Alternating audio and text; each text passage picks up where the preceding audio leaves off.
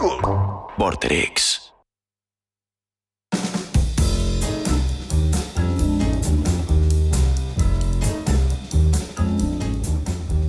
Un dios exiliado de la cultura y en este sentido aburguesado, si se quiere. A mediados del siglo XIX es rescatado por los grandes escritores del simbolismo.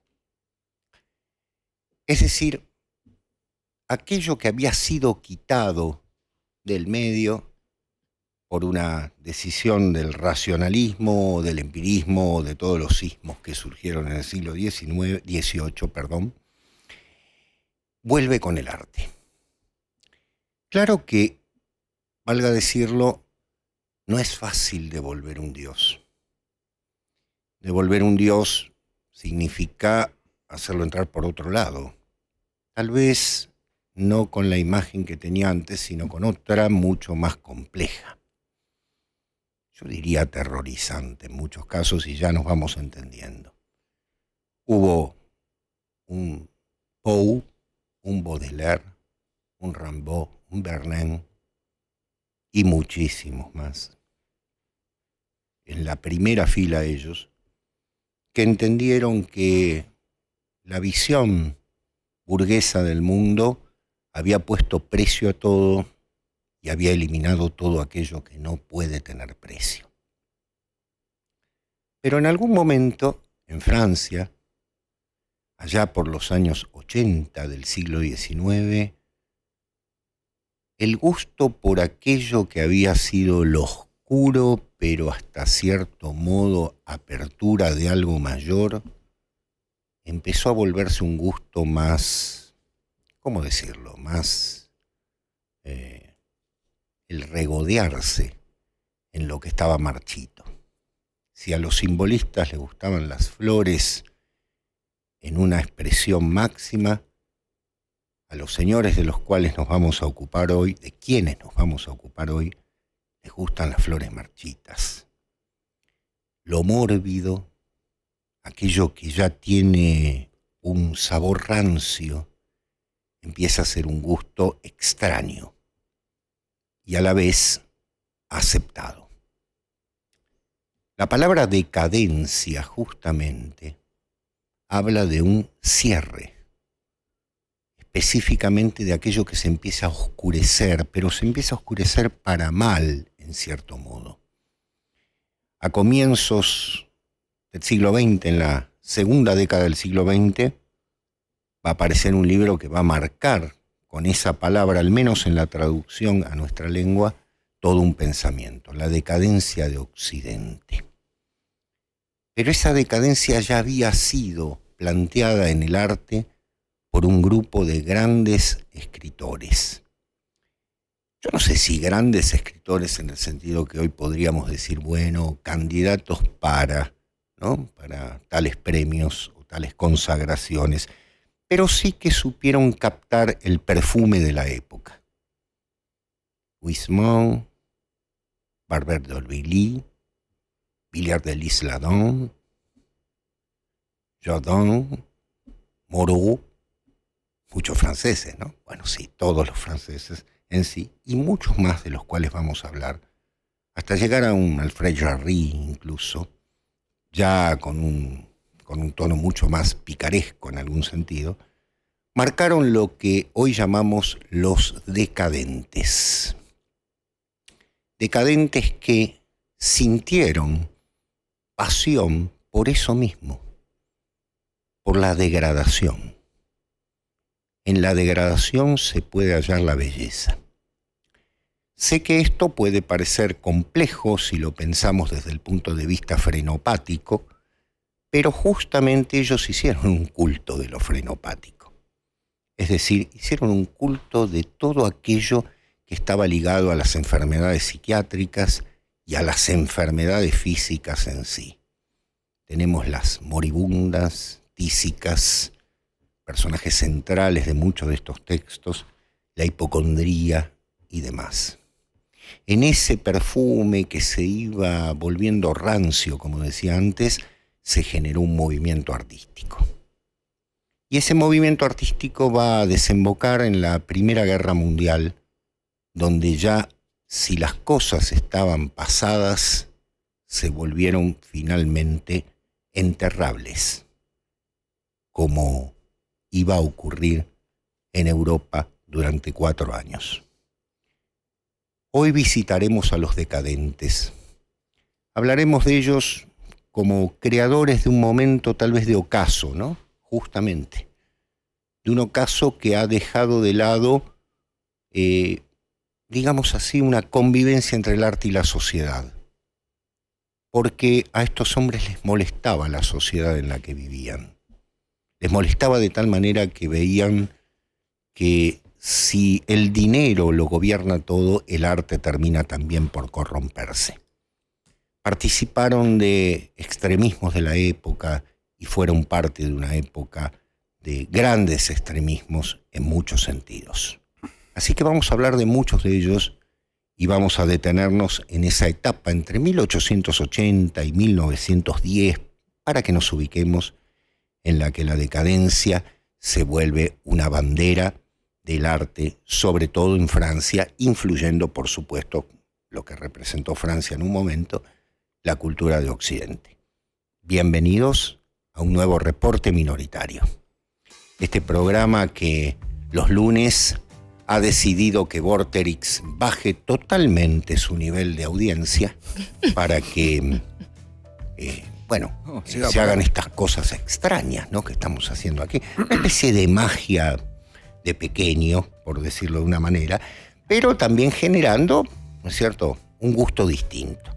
Y como siempre digo, gracias a los dioses que nos tutelan, ¿no?, este programa no lo hago solo, porque si no, ustedes ya saben lo que ocurriría, sino acompañado por mis 2 queridos amigos, compañeros de la lid y por supuesto aristócratas de primer orden. A mi derecha, la condesa Midi Radomski, directamente venida de la Santa Madre Rusia, cada lunes aquí para estar en Vorterix. Condesa, ¿cómo está? ¿Cómo anda, doctor Procónsul? Me prosterno ante usted, como muchas corresponde gracias. Ante la nobleza. Muchas gracias. Muchos deberían, Sí, te digo, ¿no? ¿eh? Sí. Te digo que muchos deberían. Realmente, Sí, sí, sí. es verdad. Este programa es una gran expresión del decadentismo, podríamos decir, ¿no? Claro, somos lo último que queda. Sí. Ahí viene fácil. Con cierta... Somos los auténticos. Claro, el valor rancio. Claro, exactamente, ¿no? No, tampoco lo rancio. Bien, en Tampoco fin, la- ¿qué va a ser? Bueno, en fin, estamos muy bien. Hoy ha venido de colores morados, muy, Sí. muy obispal. Hoy vine ¿no? de Obispal, sí. Sí, está Así es. pontifical, diría. ¿no? Por supuesto. Muy bien, muy bien. Bueno, bienvenida, condesa. ¿eh? Muchas gracias, doctor. ¿Todo bien, fin de semana? Todo bien, muy tranquilo. ¿Estuvo con alguna actividad artística? No. Bien. No. Estuve, no en un lugar, estuve viendo películas en mi casa. Ah, muy bien. Sí, sí. A ver, nos tiene que contar después, a ver qué... Después les voy a contar. Perfecto. A mi izquierda, y no por eso con menor gradación, por favor, nuestro procónsul. Ustedes saben que el hombre viene también acompañado, la condesa viene con su cosaco, por supuesto. En este caso, el procónsul lo trae... Yo vengo con saco. Una especie de guardia pretoriana, ¿no?, que los trae así todos encapuchados, de blanco y negro, porque son... Uy, cornisa, No, la ahí estamos, primera estamos. cornisa. Black ¿Qué Friday. tal? Diego No, Ortega, no. buenas tardes, buenas noches, ¿cómo le va? ¿Cómo le va, maestro? Cortemos esto. Cortemos la presentación, ¿no? Con las capuchas blancas. Me gustó Claro. eso de la condesa del no lugar, no en un lugar, sino viendo películas. Es para desarrollar esa cosa, ¿no? Como Es un verdad. espacio de suspensión de ciertas certezas. Es verdad. Estuvo en una utopía, ¿no? Ah, Claro. muy bien, claro, suspendimos el espacio. Suspendimos las certezas del Falta mundo poquito. conocido, falta poco. Falta poco. Se viene, ¿eh? Prepárense que estamos ya casi está entrando al horno. ¿no es Ah, muy cierto? bien. Ya, sí. Sale pronto esto. Bueno, vamos a las redes. ¿Cómo se pueden comunicar con nosotros? Hay una red que ustedes saben que se llama X. Bueno, @RMinoritario_VTX. Sí, me cambian los nombres de la red. Instagram, @ReporteMinoritario_VTX. Ahí hay una serie de personas de otra dimensión que los van a atender y demás. Luego, no olvidemos, Homero, el gran Homero, escucha en el 11 4041-9660, 4041-9660, escucha sus reclamos y demás. Nosotros tomamos nota y le enviamos a la empresa de electricidad para que vaya a solucionar su tema, la pregunta que quiera. Y, por supuesto, la invaluable página de Matías Massetti, Sí. que como ustedes saben sube todo el material. Hoy vamos a nombrar muchos franceses, así que... Va a tener un trabajito. Sí, y sí, después sí. nos van a preguntar porque el doctor pronuncia bien el francés, así que nadie va a entender muy bien. Laurent. Claro, van a decir Bien, quién, bien. así que están Philippe todos... Auguste. Bien. Claro, van a estar todos en la página de Matías. Se dice Exactamente. Verlaine. Verlaine. Uy, Dios. Uy, ya empezó el cul-de-sac. Baudelaire. Ay, por Dios, claro, muy bien. Cul-de-sac, perfecto. Yo que digo chat, claro, me cargan. En fin. Bueno, ¿qué tenemos como obra? Ay, hoy hemos ya empezamos bordeado. corniciando mal, Hoy ¿eh? estamos con Ay. Bien, el señor que tenemos como obra para ilustrar esto, siempre una obra de arte, es un gran dibujante del decadentismo francés de fines del 19, por supuesto, gran pintor. Sí, Tiene La Tentación de San Antonio, que es terrible el cuadro, ¿no? sí. Y no sé cómo se dice cuando pintan con acuarela. ¿Acuarelista? Acuarelista. Sí, acuarelista. Ujú. Como Jessy, que le mandamos Sí, un abrazo. sí, sí. Pinta Ahí muy lindo está. con acuarela, Jessy. Ahora está en la etapa de óleo pastel. Ah, muy lindo, muy lindo. De acá va a salir el Le mando un beso Tiziano. grande, Bien. pero cuando publiquemos Cariño. su obra inédita, o sea, etapa acuarela, etapa Muy bien. óleo pastel. Muy bien. Un beso. Y este es acuarela, creo, el que nos acompaña Sí, hoy, ¿no? exactamente. Es un agua fuerte, ¿no? Digamos, muy bien. Que tiene la particularidad, se llama La Dama de la Marioneta, es de Félicien Robes, un gran pintor del... Felician del Robs siglo- para los amigos. Bueno. Como me Félicien gana, Robes. como Cada me uno lo va a pronunciar en su, Claro, en su claro. idioma de apego. This is Félicien Robes and BBC Mr. London. Félicien Robes. Bien.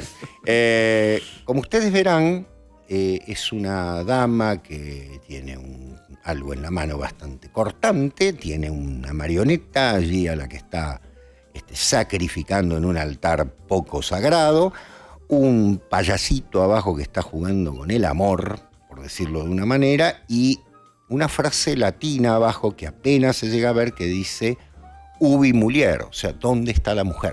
Ujú. ¿No? Sobre la base, obviamente, de algo que es sangriento y que es también enormemente sacrificante en todo sentido, ¿no? Fíjense que es una relación entre el sacrificio tradicional y justamente el juego, ¿no? De esto. Claro. Algo perverso, si se Es perverso. llama, Sí, claro. es una fuente también, ¿no? Es una fuente, exactamente, con una serpiente, ¿no? Sí. La También en la representación que tiene la copa y la fuente en relación a lo femenino, y justamente la pregunta es, ¿está femineidad o lo femenino pervertido? Para mí hay algo importante, sobre todo en la Adelante, pintura, Condesa. Sí. porque cuando se...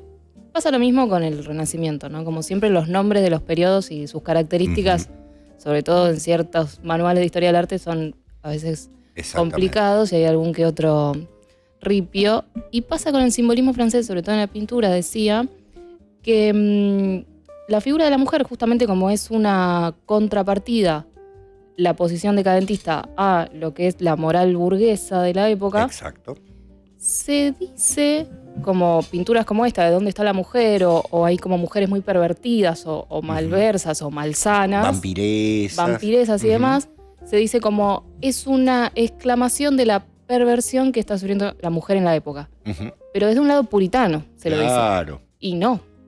Es justamente dónde está esa femineidad en relación con la gracia. Claro. Porque justamente esta noción aburguesada, puritana de lo femenino, y sobre todo de lo femenino en relación a la gracia, es lo que lo vuelve su contrario, que es, bueno, la figura del vampiro y demás, y esta mujer malsana, enferma de tisus, de todas esas cosas que aparecen en fin del siglo XIX, pero justamente, ¿no? Como dónde está la mujer, que vuelvan los valores, ¿viste? Que se dice, Claro. que vuelvan los valores, Claro. es todo lo contrario. Claro. Exactamente. ¿Dónde está esa gracia femenina que están sepultando? Por eso la mujer en este cuadro y en muchos cuadros decadentistas va a estar en paños menores y demás. Sí, exacto. Pero no es una denuncia. No, Como claro. están paños menores, ¿dónde están las mujeres Claro. sacras, no? Todo lo contrario. Claro. Exacto. Muy bien, Condesa. Exactamente. Es la mejor reacción, Claro. podemos decir, frente al aburguesamiento de la mujer, a la concepción de la mujer como objeto. Sí, ¿No es cierto? Si hay algo que ha hecho la modernidad con la mujer, es convertirla en un objeto, en una máquina de parir, vamos a decirlo, Sí, ¿no? claro. Es decir, tiene que parir obreros para el Sí, claro. mundo, ¿no? Y parir soldados para la guerra, sin su enorme fuerza tradicional, que es la de llevar el fuego, ¿no? Es la dueña del fuego en la tradición más. Aquí, bueno, jugando por eso la marioneta, ¿no? Claro. Claro, exactamente. Es Y el muy- payaso debajo. claro. Es muy Ustedes graciosa saben- la marioneta. No sé si han visto el original, es como como si fuera una postal, es muy pequeño, tiene Sí. 16 centímetros o sea, Homero aquí lo ha ampliado de manera espectacular, muy bien Homero, ¿eh? Y me decía, lo pongo vertical porque, claro, está en ese sentido, es como una postal, ¿no? Ya que Robs fue un gran dibujante de libros, ilustró muchos libros de la época de los grandes escritores del decadentismo y demás. Y los colores, ¿no? Sí, ni hablar. Y a la marionetita, que es muy graciosa si la hacen zoom, e incluso la repite en Terrible, otros, ¿no? en otros Sí, cuadros, sí.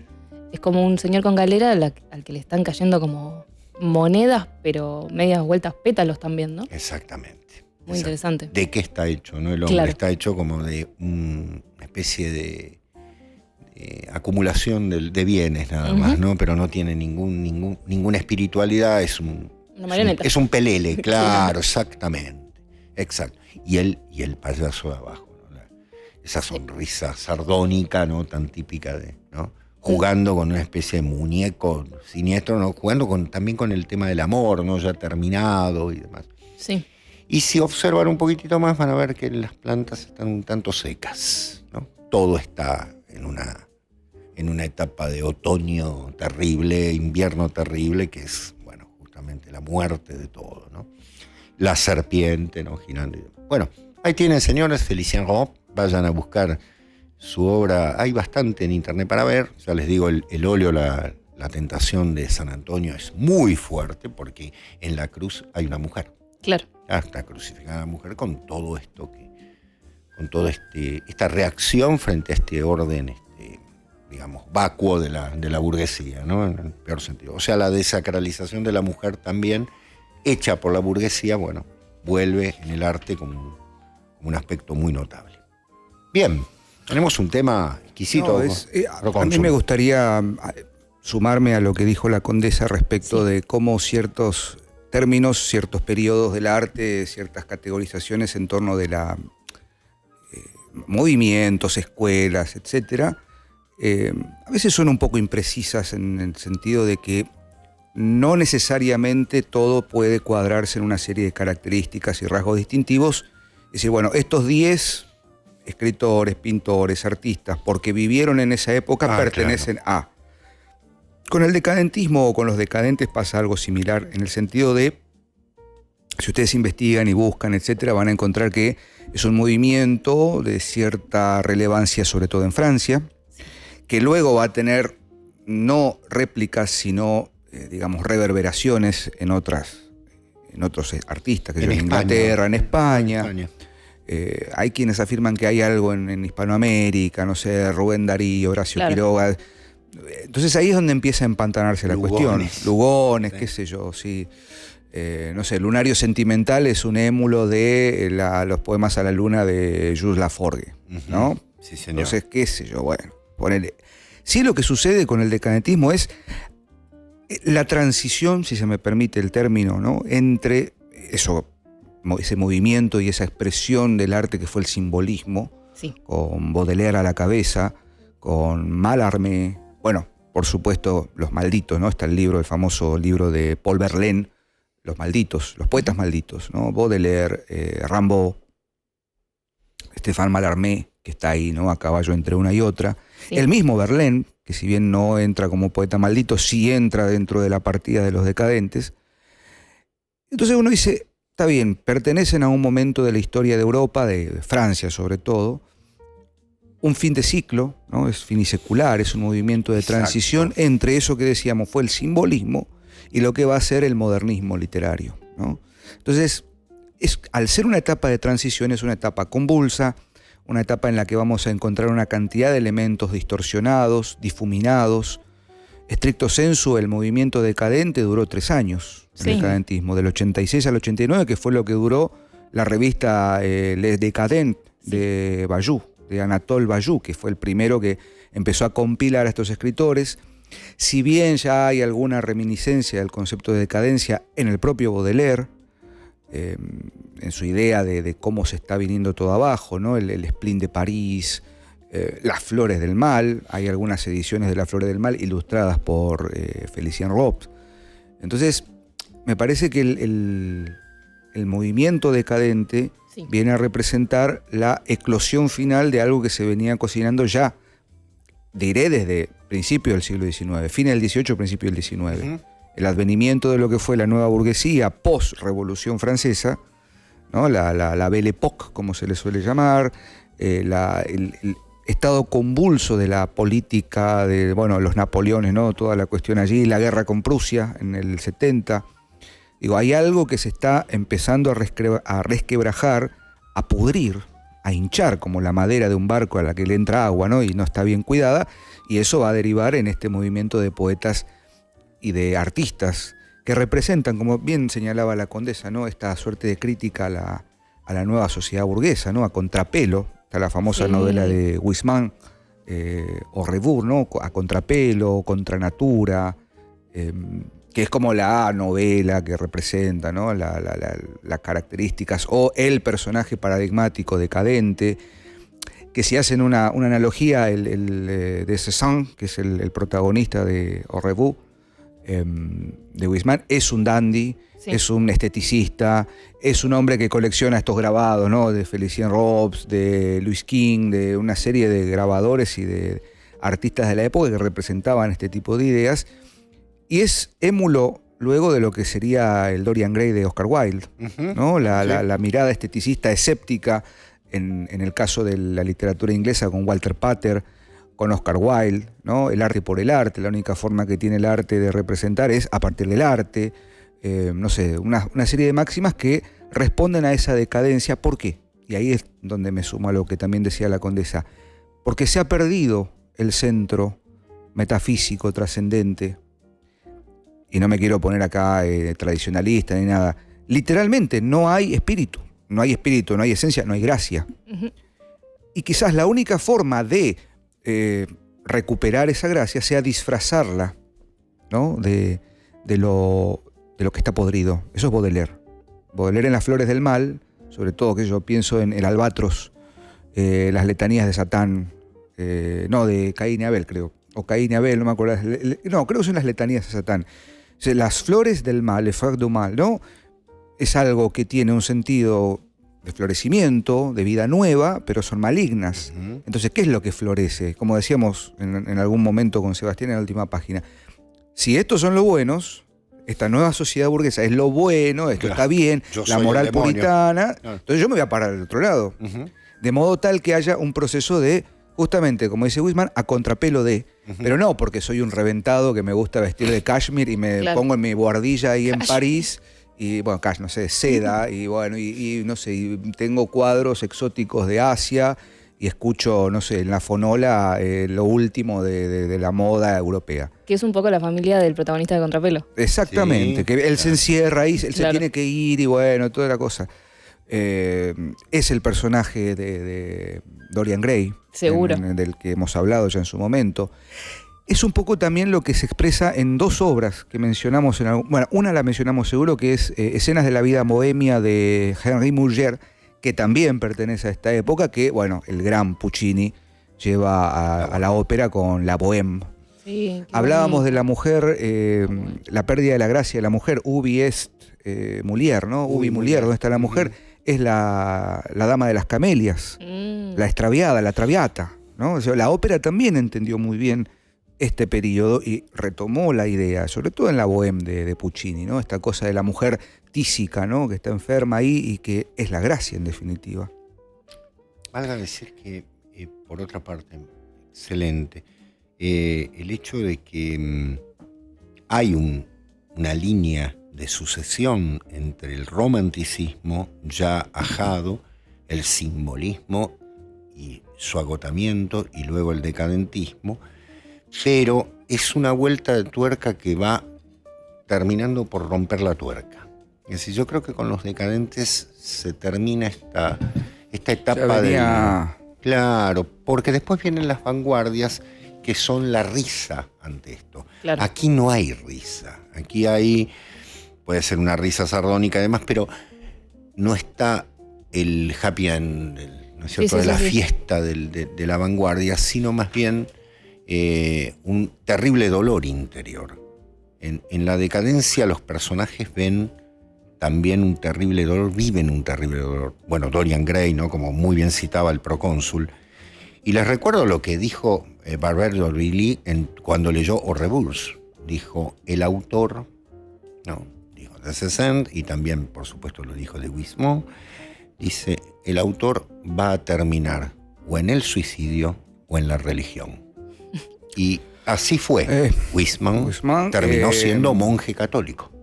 No sé si terminó escribiendo la vida de Santa Liduvina. O sea, para que ustedes se den cuenta, ¿no?, a dónde fue ese hombre que parecía un reventado y demás. Claro, es decir, a qué camino va, ¿no? ¿Por qué? Porque ese escepticismo, ese nihilismo, ese vacío y demás, que tiene una reacción artística estupenda, en algún momento también requiere de... Es que en algún todo momento ser inteligente busca, ¿no? Se tiene que dar, la rosca se tiene que pasar, ¿no? Se tiene que dar una vuelta de más. Y la certeza. No, la certeza, ¿viste? Hay que buscar... no, la certeza es el esteticismo, es el arte por el arte, es el hedonismo, ¿no? Sí. Propio del paradigma, el personaje paradigmático de Cézanne en Contrapelo y Dorian Gray. Pero es también el prototipo que ya venía anunciando Roderick Usher, por ejemplo. Claro, sí, señor. Muy bien. Los personajes de las obras teatrales de Villiers, el conde Villiers de Lille, la dame, no sé cómo se pronuncia, pero es así. Philippe Auguste de Villiers de L'Isle-Adam. Ahí está, bueno, ese. El príncipe. Vamos a llamarle Cacho, a partir de ahora. Tito Villiers. Felipe Augusto. Tito Villiers parece jugador de fútbol. Claro. Pero está esa cuestión de el personaje atribulado, atormentado, que está ahí. De hecho, si no recuerdo mal, en la nota al pie, ¿cómo se llama? El epígrafe ¿De cuál? De la casa Usher, la caída de la casa Usher. Sí, que suena el... Su corazón es un laúd colgado en la pared, si lo tocan tañe. No sé si no es de Villiers. No lo sé. No, Villiers es de... Bueno, no importa. Es un autor francés de fines del 18. Está bien. Entonces mi referencia está equivocada. Pero bueno, Villiers leyó a Poe, por supuesto. Los cuentos crueles. Baudelaire leyó a Poe. Sí. Entonces hay como un caldo de cultivo ahí, que es como decir, bueno, esto que nos dejan, la herencia que queda, es muy importante en el sentido de, estos vieron algo más, vieron que se venía abajo. El hombre de la multitud de Poe, Las flores del mal de Baudelaire. El poema El Albatros es un poema magnífico para entender este cruce entre, insisto con esto, la vuelta de tuerca que da, literalmente, la cuestión de, bueno, si esta es la figura de la mujer, no es porque a mí se me ocurrió decir, bueno, la mujer es, no sé, lasciva, es vehículo de concupiscencia y no sé cuánto, no. Es que se ha subvertido, la subversión en este caso, de un ideal de la gracia que es necesario recuperar.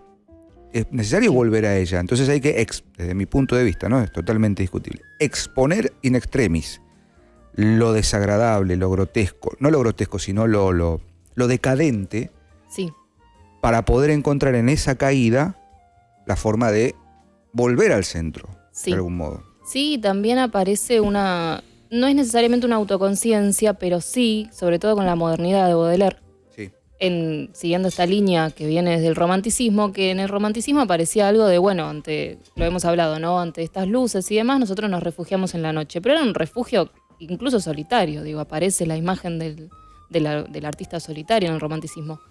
Ya en el decadentismo aparece esta idea de camuflaje, ¿no? De toma de posición, como si ustedes son el bien, nosotros somos el diablo. Claro. no era algo que necesariamente el romanticismo No. se ponía a ese saco, ¿no? Era como, bueno, mátense, yo me voy acá Exacto. con la noche, Exacto. con lo que importa. Claro. El decadentismo, insisto, es muy claro en ese sentido. Bueno, está la el modernidad. Lautréamont en el medio, ¿no? Claro, porque Baudelaire en la modernidad no dice como, bueno, vayamos como acostumbrémonos a que ahora todo es una porquería, ¿no? Claro. No dice como cómo vivir en la modernidad, porque también Exacto. no se puede quedar como lo que decimos siempre de las cenizas, ¿no? Ujú. O en el polvo de lo que fue, porque ahí aparecen los vampiros justamente. Exactamente. Entonces, en esta noche vampírica del romanticismo, y hay que disfrazarse de diablo, ¿no? Sí, Es exactamente. un poco esa idea. Exacto. Si vuelve Cristo... Claro, las máscaras del cuadro, totalmente. Claro. Si vuelve Cristo, vendrá vestido de una manera que no lo reconoceremos, ¿no? Por supuesto. Claro. Para cerrar este espacio, ¿no? Y tomarnos un respiro y dárselo también a nuestros oyentes.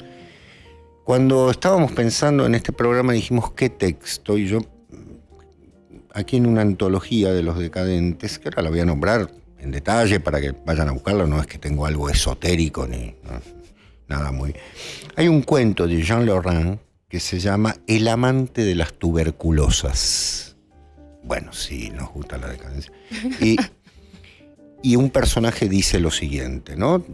Están en un teatro, obviamente, están en un teatro de ópera, están viendo ópera, ¿no? Nos imaginamos la ópera de París, un caballero muy elegante en su palco, con una dama que es bella, pero es como digo yo, la flor ya marchitándose. Dice, es un monomaníaco, se diría que va a buscarlas al hospital. La enfermedad, la tuberculosis sobre todo, es lo que lo excita. Ya hemos conocido a la enamorada del verdugo. Él, por su parte, es el amante de las enfermas terminales. Embelesado siempre por elegías y lágrimas, este bueno de Forat, que es el personaje, por más gallardo que se conserve, se enamora solamente de las que están por morir. La fragilidad de su existencia las torna más apreciables a sus ojos. Él palpita sus sofocamientos, arde con sus fiebres, y atento al menor suspiro, inclinado sobre sus estrangulaciones nocturnas, espía, ebrio de lubricidad, los progresos del mal, viviendo la agonía de sus espasmos hasta el fin. Un sibarita, en una palabra. Eso es un decadente. Buscar lo previo a la muerte, ¿no? Ya se está corrompiendo. Pensemos en ese gusto retorcido realmente, ¿no? Bueno, esto es un cuento de Jean Lorrain que obviamente es simplemente la escena en la que están viendo y cómo la describe, ¿no? Ella ya es un esqueleto vestido y él al lado enamoradísimo, ¿no? De eso que está por morir. Es la flor que se está por deshojar totalmente. ¿Les parece que vayamos a un respiro? Bien, Homero, ¿es usted el dueño de las cámaras? Homero no está, se fue. Bueno, es así, ¿qué va a hacer? Está Nehuen, nuestro jefe. Maestro, es usted el dueño de las cámaras, lléveselas, vuelva cuando usted quiera. Nosotros somos sus esclavos aquí para retornar. Reporte Minoritario, un programa que camina por la cornisa del conocimiento. El streaming es lo que va. Yo, el doctor... Alumnos, tomen asiento. Porrini, Ortega y Radomski se disponen a retomar el programa de hoy. Atentos, que continúa Reporte Minoritario. Muy bien. Para nada decadente, estamos con jazz, ¿no? Pero... Claro. Esta es una maravilla. ¿De qué libro he leído? Vamos a nombrarlo, obviamente. Es la antología, ahora se los voy a mostrar, Antología del Decadentismo, Perversión, Neurastenia y Anarquía en Francia, que es subtítulo suave como para regalárselo a una niña de 12 años, 1880-1900, y la lista de grandísimos autores, Jean Lorrain, Villard de l'Isle-Adam, Barbert d'Aurevilly, Huysmans, Richepin, Mirbeau, Rémy de Gourmont y Marcel Schwab, que fue por maestro, acá lo tienen, miren, editado por Caja Negra hace unos cuantos años. Ahí está, creo que ahí está. ¿Sí? Aparte está editado, como ustedes verán, con la estética de cierta Belle Époque, ¿no? Las letras así bien trabajadas y redondeadas, porque ustedes saben que si había algo que gustaba era justamente la forma de Flor. Claro. Así, todo tenía que estar redondeado y demás. Lo recomiendo, es un hermoso libro editado por Caja Negra en 2007, sí, con selección, traducción y prólogo de Claudio Iglesias, que es un profesor de la Universidad, si no me equivoco, de Buenos Aires, o egresado seguro de la Universidad de Buenos Aires, que traduce perfectamente el francés y demás, y tienen para todos los... Ha catalogado, esto quiero decirlo, y ya me callo, chicos, perdón, ha catalogado por temas, ¿no? Las fosforescencias de la descomposición, entonces hay unos 7, 8 textos, A la sombra de la Salpêtrière. La Salpêtrière es el hospital neuropsiquiátrico de París. Sí. Lecturas venales, bueno, ¿no? Tenemos para todo gusto. Hay uno que se llama El sadismo inglés, ese es para nuestro procónsul. La metamorfosis de los sueños, ahí hay un hermoso cuento de Marcel Jouet, que es Aracné. Anarquía en Francia, porque esta gente estuvo, ¿no? El príncipe Biliar, claro, prácticamente. Decadencia, simbolismo y política, es muy interesante porque están los manifiestos y demás, y bueno, después la semblanza de los autores. Lo recomiendo, es un libro bellísimo de unas 282 páginas que para entrar a los textos de la decadencia es muy interesante. Condesa. Yo quiero recomendar un libro, ahora me acordé, en realidad me acordé ayer preparando y pensando en el programa, no lo traje porque es realmente así, creo que tiene 700 páginas. Ajá. Y me pesaba la cartera, pero es de, saliendo un poco de Francia, es de un personaje argentino, se llama Enrique Sims. Sí. Y hay un libro de él que lo leí el año pasado, lo edita Orsay, creo. No sé si hay otra editorial que lo tenga. Orsay. Yo lo leí por ellos. Que se llama El Señor de los Venenos y es una autobiografía escrita por él. Editada póstumamente, creo, porque no me acuerdo si... Porque él escribía en revistas y demás, pero no me acuerdo si El Señor de los Venenos se publicó con él en vida. Creo que sí. No, creo que sí, pero bueno. Y si bien es de hace unos años y Argentina, pero tiene el espíritu decadente y es muy... Claro. Escribía como los dioses, la verdad. Y era un tipo que, pues bueno, muchos años vivía en la calle y demás. Seguro claro. Quienes conozcan la historia de Enrique Sims, un gran músico. Y estaba siempre totalmente de gira con un montón de personas del rock nacional, con el Indio y demás. Exacto. De hecho, el Indio le escribió una canción que se llama... Ahí lo vemos. Ahí está. Se llama El Señor de los Whiskies, creo. El Cuenco de Plata, me parece. Yo conozco Conozco a los autores. Cuenco de Plata. Yo tengo la de Orsay, mira, no sabía que lo editaba otra editorial, perdón. Ahí está. Bien. Y es increíble, es muy, muy lindo. Así bien. Que lo recomiendo. Es muy lindo. Bien. Es bastante es como... Por supuesto. Es un espíritu decadente, pero me acuerdo que lo hablábamos con Luqui, que le mandamos un saludo, cuando no me acuerdo si lo leyó un fragmento que había compartido y me dijo, justo estoy leyendo a Baudelaire y es igual. Claro. Sí. Bueno, obviamente lo escribía como Baudelaire, pero quiero decir, es un gran escritor y lo recomiendo muchísimo. Buenísimo. Procónsul. Yo quería avanzar en este bloque también con una recomendación. Por supuesto que el doctor señala acá la antología del decadentismo, la Condesa trae a cuenta una lectura contemporánea. Sí. Y yo voy a hacer algo muy similar a lo que hizo la Condesa. Venía pensando, ayer también cuando tomaba notas sobre esto, hay un espíritu de la época, ¿no? Estamos hablando fines del siglo XIX, fines de la década del 60-70 del siglo XIX, se producen hechos fundamentales en toda Europa y en otros lugares. Por ejemplo, la apertura de Japón, Sí. Japón termina cediendo ante la presión, ¿no? La última batalla en Satsuma, ¿no? El último samurái, toda la cuestión. Sí. La guerra civil en Estados Unidos, 1865 más o menos, la guerra de secesión. En América tenemos la guerra de la Triple Alianza. O sea, hay un movimiento convulso que genera también un nuevo orden, de una nueva cosmovisión, si se quiere, que va a dar pie luego al comienzo del siglo XX, las vanguardias, las guerras, etc. Y yo traje acá la referencia y comentarles un poquito, una novela que retrata muy bien ese momento, específicamente en Francia, a partir de un personaje francés, que la acción transcurre en Francia y en Japón, que es la novela Seda, de Alessandro Baricco. Seda es una novela que, si bien está escrita en el 97, por allí, más o menos, es de los años, ¿no? Fines de los del 90. siglo XX. Fines del siglo XX, repone todo el espíritu de la época. Es una novelita de 100 páginas, una novela que se lee muy rápido, de una belleza estética y de una precisión literaria hermosa, por supuesto con un contenido bastante cercano a ese espíritu del decadentismo. ¿Por qué digo esto?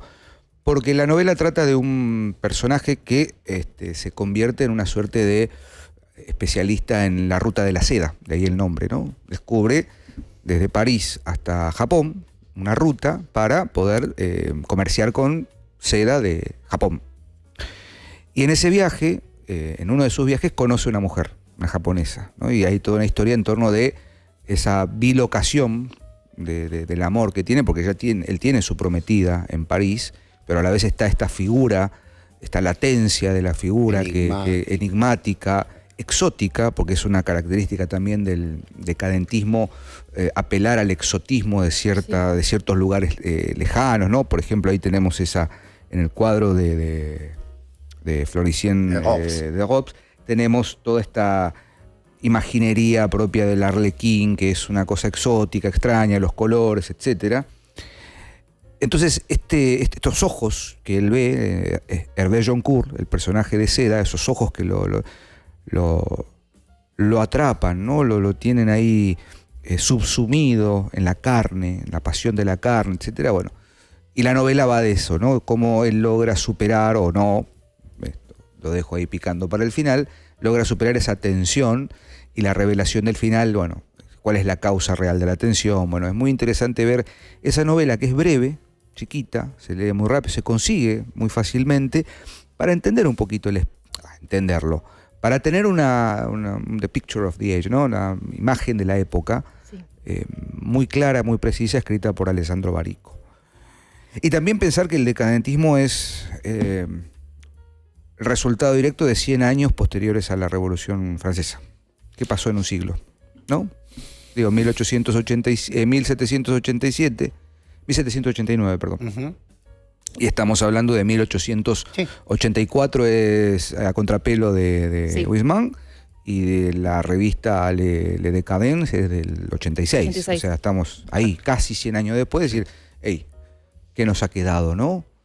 ¿Qué es lo que es esa contemplación? Veníamos hablando con Sebastián también citando a otro francés por otro tema, que es la décompo, ¿no? La descomposición del catolicismo de Louis Bouillet, que no tiene nada que ver con este tema estrictamente literario, pero sí también de un concepto propio de una decadencia, que es el preanuncio de una muerte, ¿no? La especie de agonía previo a la muerte y ya la putrefacción del cadáver expuesto, pero que ya se viene anunciando. Bueno, el decadentismo está en ese lugar de tensión dialógica entre lo que ya se ha preanunciado en el simbolismo, en el romanticismo.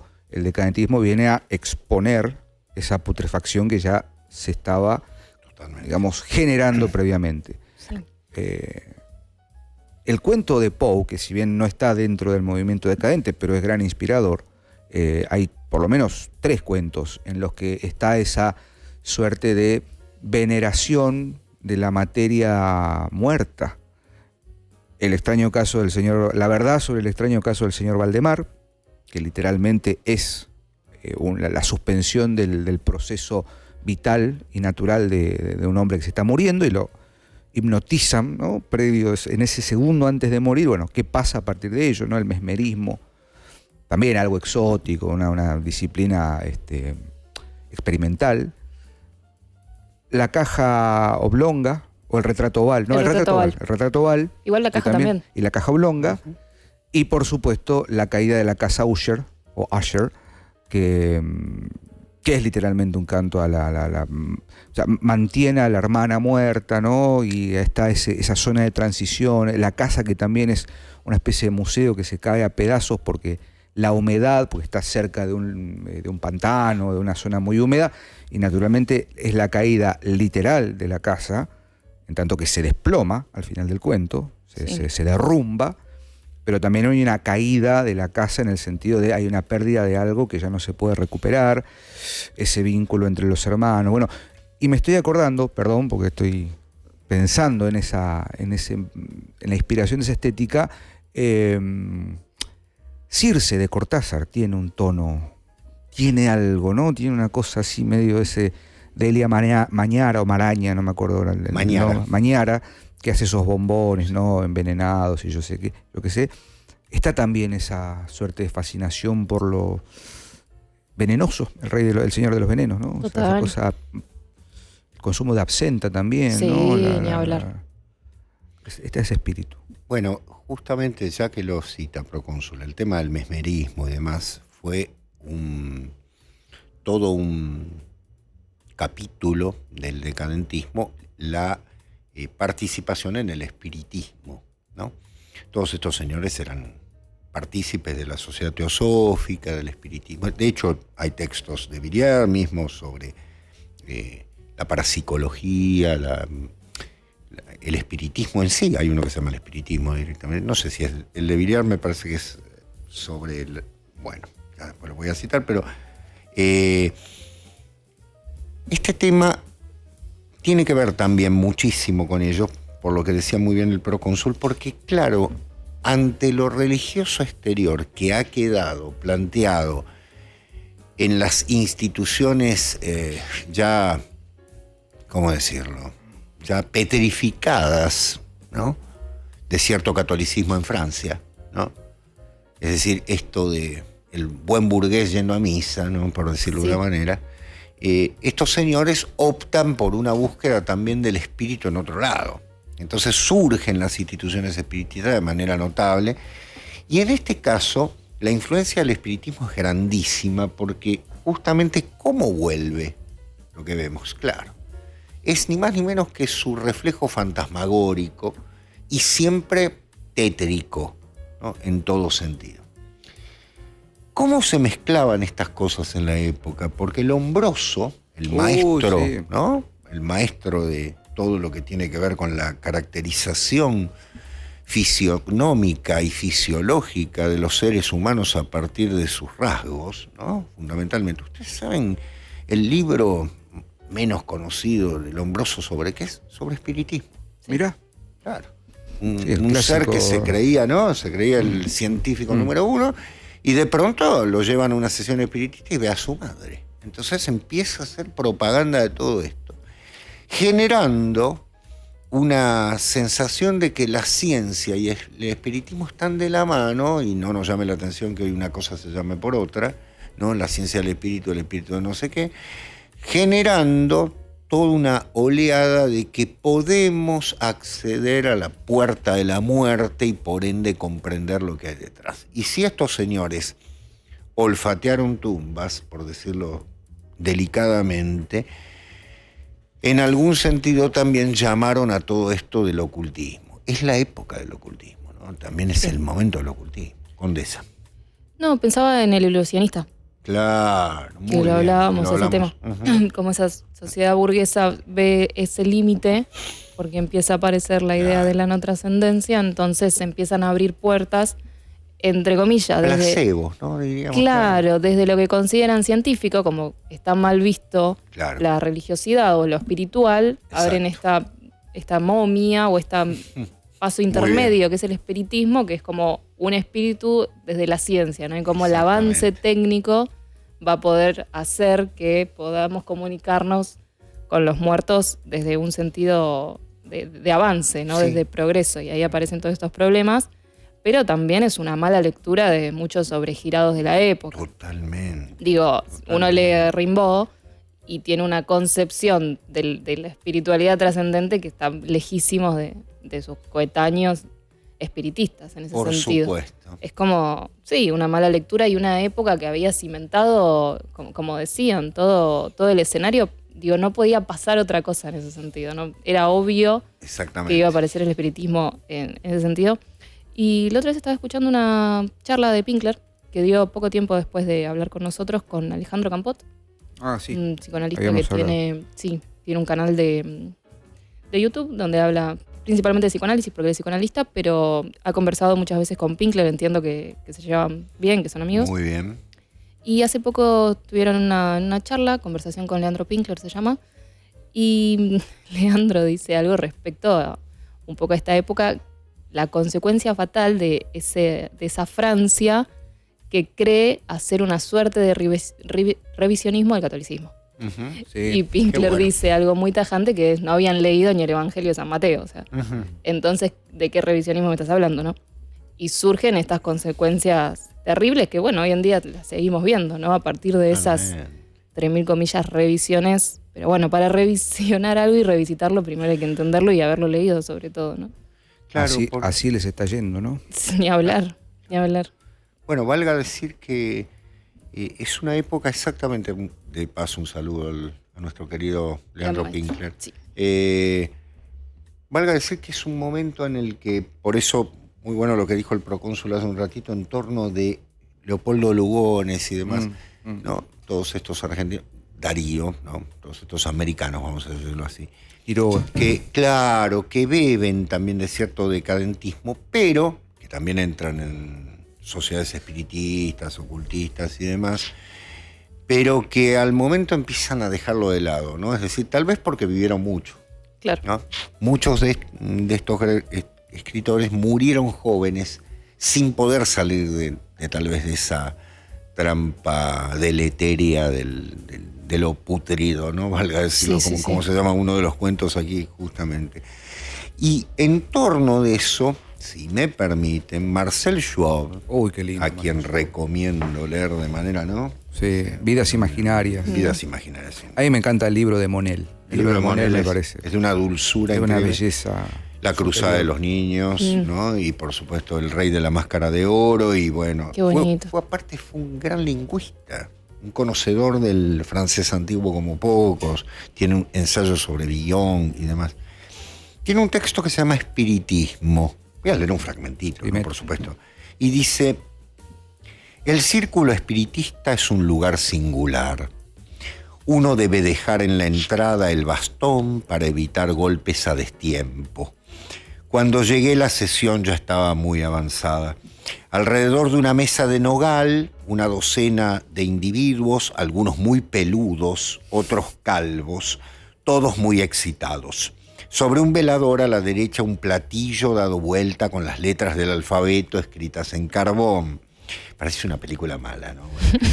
Una persona pálida en medio de todos tenía en sus manos un cuaderno y un lápiz. Reconocí a Stéphane Binico, el banquero Colibol, el distinguido catedrático Sabé. Bueno, quedé asombrado por la ausencia de mantel, por las levitas que parecían abotonadas sin botones y por los ojos con perfume de absenta. Todo esto estaba mezclado, ¿no? Con Claro. una ironía exquisita, ¿no? De Schwab. Esta idea de que, claro, es una moda, hay que ir, ¿no? Es como ir al teatro y como ir a mostrarse y demás. Bueno, todo señor de la época y dama de la época que se diese una corte de intelectual, ¿no es cierto?, tenía que participar de estos perfumes un tanto fuertes, ¿no? Claro. Pasa que también una de las características así, para señalar, si uno quisiera hacer un catálogo de rasgos distintivos del decadentismo, es el exceso del artificio. Sí. ¿No? Poesía se ve mucho. Yo en colación de ello traje una cita de Paul Verlaine que dice así, desde 1886.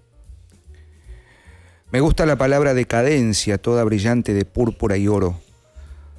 Retiro de ella, claro está, toda imputación injuriosa y toda idea de degradación. Esta palabra supone, al contrario, pensamientos refinados de extrema civilización, una alta cultura literaria, un alma capaz de intensas voluptuosidades. Proyecta destellos de incendios y resplandores de piedras preciosas.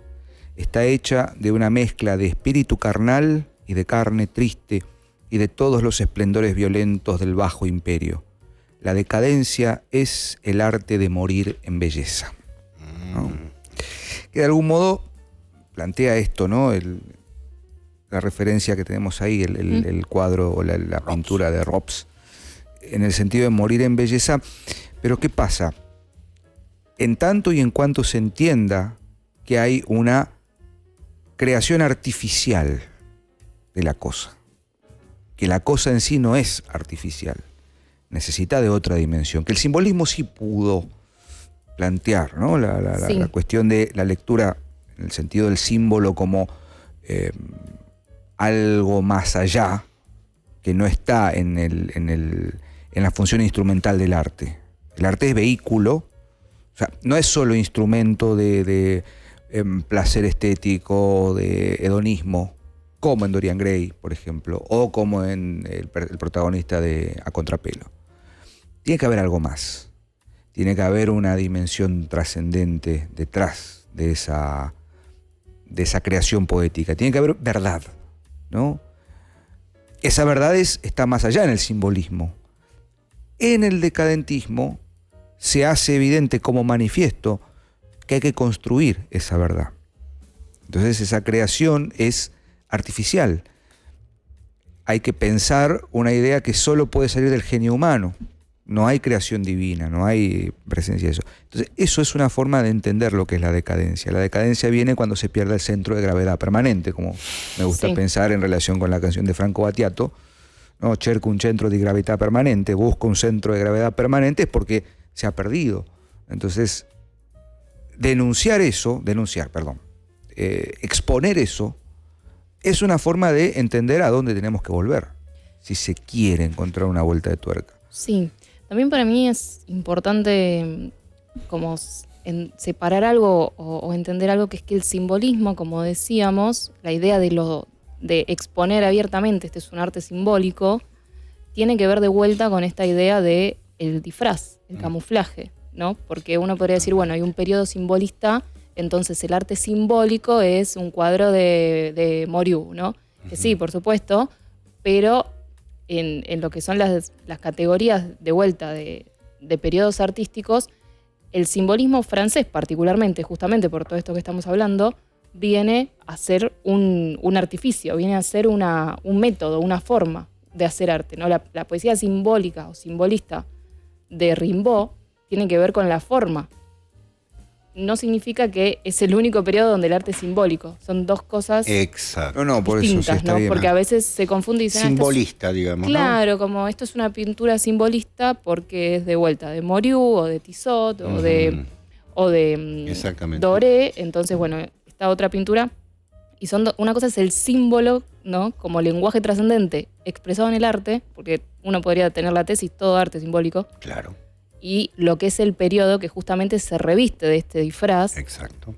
Porque, bueno, todo lo que estamos hablando, ¿no? Sí. Entonces se puede dar esa confusión cuando se habla de simbolismo francés, ¿no? Como, bueno, el único periodo donde el arte fue simbólico y no. No, claro. O la única muy bien poesía aclarado. simbólica Muy bien es de Verlaine, no, de Rimbaud, no. Claro, Tiene que ver con otra cosa. Valga decir también que los escuchaba a los dos y de los dos he tomado algo. Esto de los, ¿cómo decirlo? Las plantas de invernadero, ¿no? ¿Cómo les gustaban a esta gente, ¿no? Los jardines cerrados, ¿no? Muy bonitos también. Son bonitos. Sí, de invierno. Pero usted vio, Condesa, que es como... es una naturaleza artificial la que se está creando. Sí. Y por otra parte un montaje, sí. ¿no? En esta época, 1880, y allí empiezan a crearse en las grandes mansiones, los jardines cerrados, las plantas de interior, y demás, que eran muy bonitas y demás, pero termina por ser una especie de naturaleza no natural, ¿no? Que es un poco el gusto de cierto decadentismo, ¿no? Esa es la típica, el típico atrezzo del decorado de, digamos, de una estatua, ¿no es cierto?, de estilo griego, mezclado con un biombo japonés, ¿no es cierto?, mezclado con tales o cuales plantas y demás, que crean un jardín idílico, pero que, vuelvo a decir, tiene una atmósfera de muerte terrible, ¿no? Rodea todo, es una corrupción. Me acabo de acordar de otra novela, que trata este tema.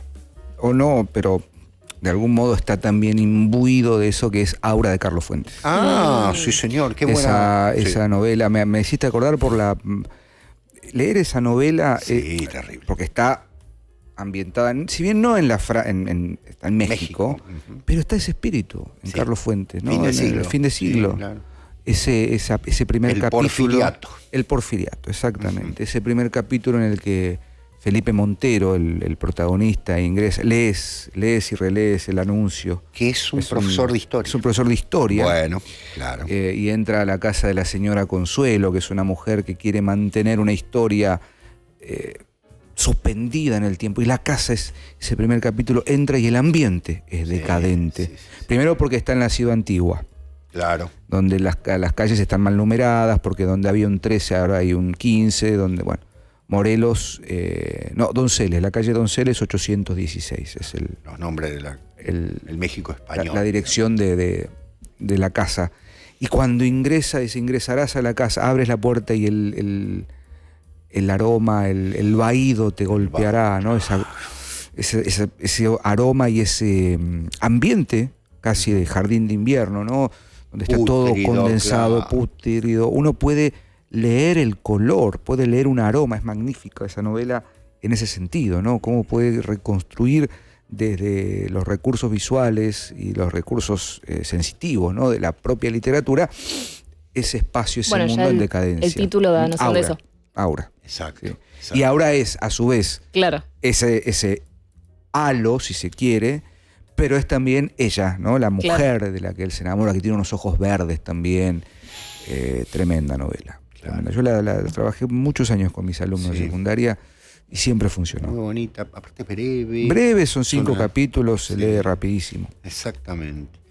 En medio de esto, justamente, ¿no?, esos perfumes y demás. Porque, a ver, hablamos de decadencia y uno pienso, ¿no?, en nuestro oyente en este momento y dirá, bueno, ¿tiene también su atractivo? Claro que sí, por supuesto. Por supuesto que tiene un atractivo. El tema es que es un atractivo hacia algo que inevitablemente lleva a la corrupción, ¿no? Como muy bien citaba el procónsul el cuento del señor Valdemar, ¿no?, de Poe. No puede terminar de otra manera eso, ¿no? He intentado frenar la muerte y demás, y la muerte está trabajando a pesar de la visibilidad que se quiera dar o no a su presencia. En este caso, justamente, uno piensa en las etapas de la humanidad como un inicio, un momento grandioso y la inevitable decadencia de toda sociedad. Yo recuerdo a Gibbon, ¿no? Sí. Decline and Fall. Decline and Fall of the Roman Empire. Exactamente, ¿no? Algo así como decadencia y caída, o declinación y caída del Imperio Romano, que él investiga no como la llegada del auge del imperio, sino justamente por qué decayó, por qué se destruyó esto. Hay algo que empieza a llamar la atención. Y vamos a decirlo más científicamente. ¿Qué pasó que Europa empezó a tener un atractivo por la decadencia? La arqueología. En el siglo XVIII, muchos de los descubrimientos de la Europa antigua hicieron que haya señores que empezaron a sentir una especie de nostalgia por ese mundo perdido, ¿no? Primero los románticos con una mirada, bueno, ¿no?, todo esto que está abandonado es de alguna forma... Pinkelman. Claro. Luego eso va a pasar al simbolismo ya como un bosque de símbolos, ¿no?, y de lectura, que es el momento, yo digo, genial, ¿no? Incluso mayor que el romanticismo en muchos aspectos, ¿no?, en algunos. Y finalmente el agotamiento, ¿no? Creo que los decadentes, lo bueno es que supieron darse cuenta que ellos eran la decadencia, ¿no? Es decir, claro, esa idea de que ya no pueden salir de esos mármoles más que cadáveres, ¿no? Es decir, no pueden salir árboles secos como en el dibujo de Robs. E incluso, insisto, fíjense el cielo, ¿no? Miren lo que es eso. No es ni de noche, ¿no es cierto? No es tampoco, es una luz blanca tétrica, ¿no? Como el blanco de Moby Dick, ¿no? En muchos sentidos. Sí. Claro, es lo tétrico, no es la luz. Claro, muchos cuadros del simbolismo francés son pura luz, pero en ese sentido, como esa aparición diabólica revestida de luz, que lo veíamos con Tissot. Exactamente, muy bien. Entonces, esta idea de ¿cómo se cierra esto de la decadencia? Porque hay un atractivo, ¿no? Es como los paraísos artificiales de Baudelaire, ¿no? Sí. Dice, sin embargo, no van a saciar nunca. Y vuelvo al origen, ¿no? ¿Qué decía Barber d'Aurevilly? ¿Cómo va a terminar Huysmans? o se suicida ante un mundo de incomprensión, o ante un mundo que no puede ser, porque el jardín de invierno es todo muy lindo, pero en algún momento todo eso va a fenecer y demás, salvo que seamos, ¿no es cierto?, una especie de masoquista que digamos que es bueno que todo fenezca porque es lo que me gusta, Sí. ¿no? Pero llega un momento en que eso lleva inevitablemente o al suicidio, que es el fin, o a la fe, que fue lo que ocurrió con Huysmans, ¿no? Y con Villiers. Claro, con Villiers, Villiers sí. e incluso con Verlaine. Y Verlaine también. El mismo Verlaine, es decir, muchos de ellos, o en algunos casos en el desengaño ya final y ya el nihilismo de no creer en nada, que fue lo que les pasó a Lorrain, ¿no?, a Mirbeau y demás, que bueno, no aceptaron algo, bueno, quedaron en esa tesis, ¿no? Sí. No, pensaba en Verlaine, que citaba el procónsul esto de la belleza de la decadencia, y acá lo hemos traído al amigo Rimbaud. Tenemos Una temporada en el infierno, tal vez uno de los clásicos del decadentismo, o de los más importantes. Lo operaron, ¿no? Sí, ni hablar. Y bueno, también el decadentismo es una temporada en el infierno, de alguna manera, ¿no? Exactamente. Y Exactamente. pensaba que empieza el poema, porque tiene varios poemas, y Una temporada en el infierno empieza: senté a la belleza en mis rodillas y la injurié, ¿no? Como esta idea de esta belleza maldita, Exacto.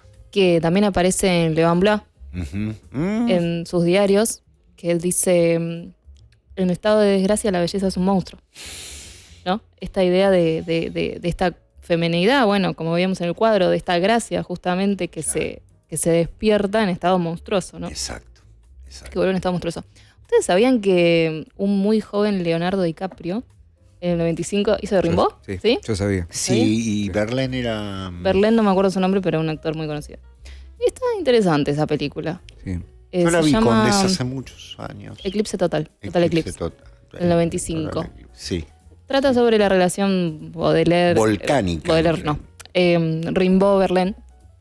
Se detiene demasiado, tal vez, en su relación, pero... En la relación sexual, digamos, ¿no? Claro, porque Claro. ustedes sabían que fueron amantes, Verlaine y Rimbaud. Sí, por supuesto. Le comentamos Le a pegó nuestros un oyentes. tiro, ¿no? Sí. Claro.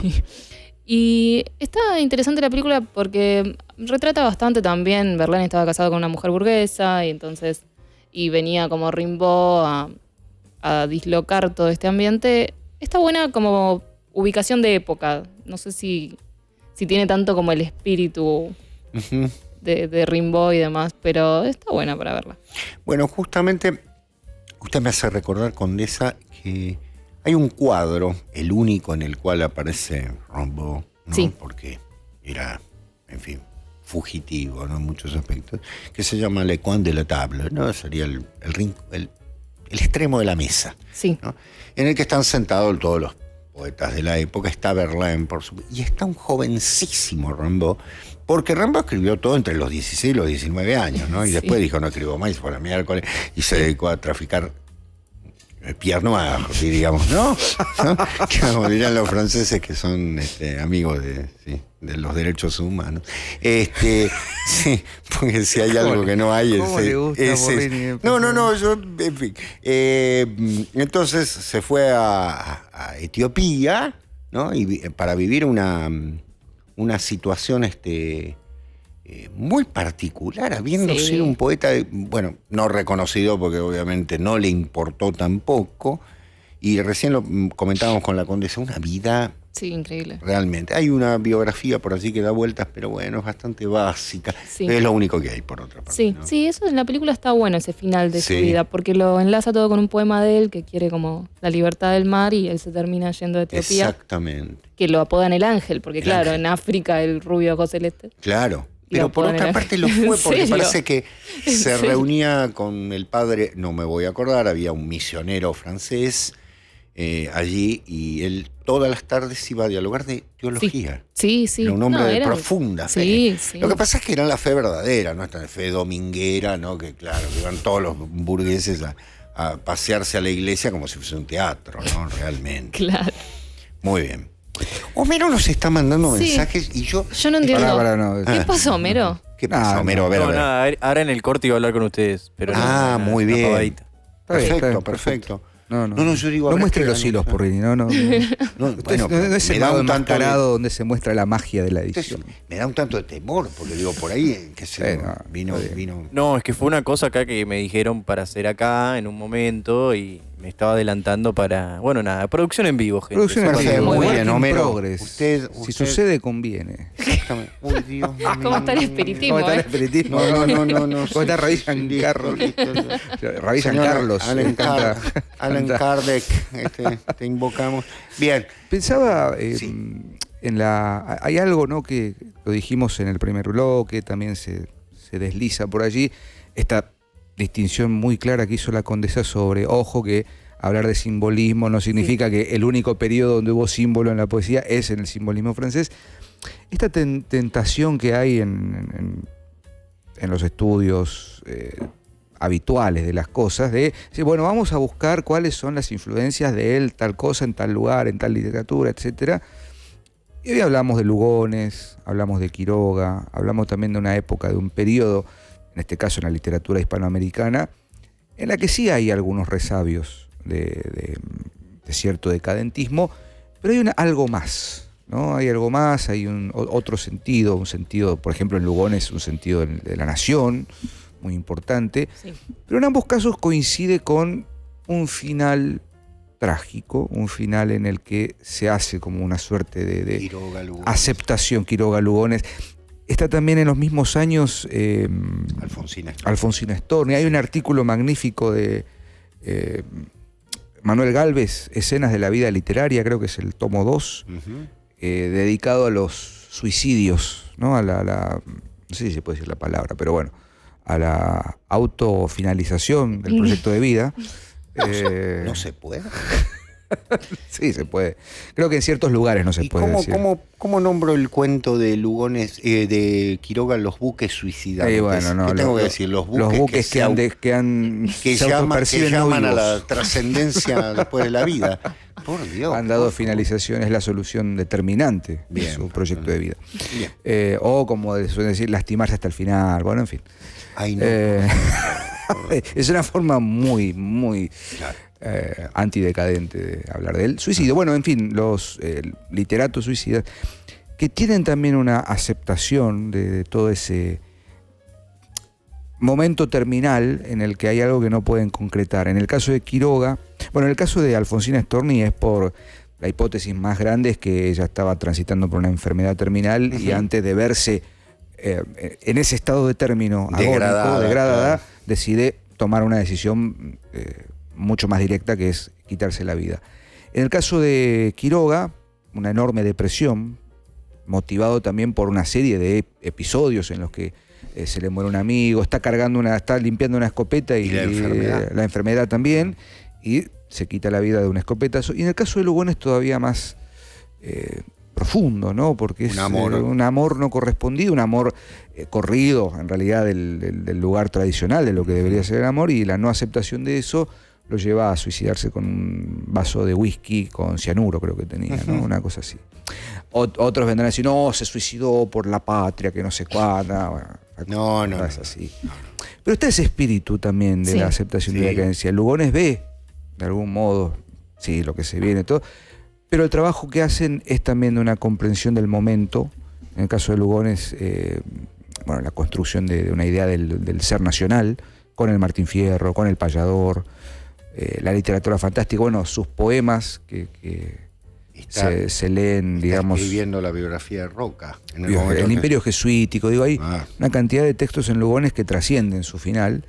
En el caso de Quiroga, bueno, por supuesto, las antologías de cuentos, Amor, Locura y de Muerte, Más allá. Cuentos de la Selva, Más allá, Anaconda, El regreso de Anaconda, toda esa cuestión ahí con el mundo natural de la selva misionera, etcétera, etcétera. Y también, insisto, un espíritu de época, que se hereda y que se trabaja y que tiene alguna reminiscencia de este periodo, ¿no? De las lecturas que han tenido de este periodo. Sí, señor, tiene razón, procónsul, es verdad. Bueno, de hecho, Francia fue un faro para una intelectualidad argentina durante muchísimo tiempo, y todo lo que venía de Francia era copiado, ¿no? Como se podía, porque en algunos casos, en fin, parecía grotesco, ¿no? Sí. En medio de una sociedad totalmente diferente, ¿no?